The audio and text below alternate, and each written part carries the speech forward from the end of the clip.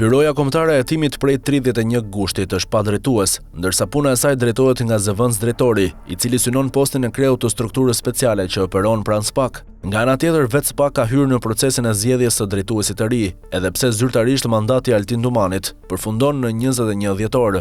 Në garën për kreun e BKH-s janë 7 kandidat, ndërsa në garën për kreun e SPAK janë 4 prokurorë të prokurorisë speciale, por kur pritet të përfundojë procesi i zgjedhjes së drejtuesve të dy prej hallkave kryesore të sistemit të drejtësisë. Në garën për kreun e BKH-s janë kualifikuar 7 kandidat, njëri prej të cilëve do të marrë edhe drejtimin e byros. Bëhet fjalë për kandidatët Andi Pogaçe, Artur Beu, Elton Kërluku, Gentian Ndoj, Gentian Shehaj, Gledis Nano dhe Joni Keta. Ky i fundit po drejton BKH-n si i komanduar, pasi mban funksionin e zëvendës shefit të strukturës së posaçme hetimore.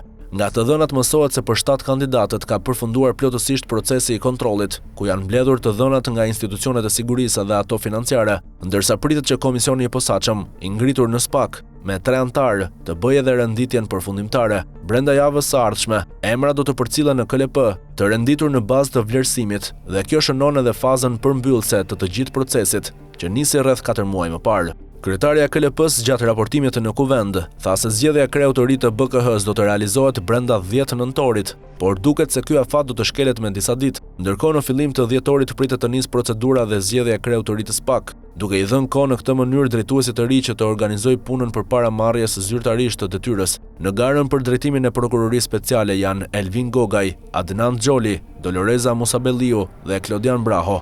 Xholi dhe Braho drejtojnë seksionet e luftës ndaj krimit të organizuar dhe korrupsionit, ndërsa kjo është hera e parë që pozicionin e drejtuesit të SPAK e synojnë 4 kandidat. 3 vite më parë këtë pozicion e synuan 3 kandidat, ndërsa fitues u shpall Altin Dumani.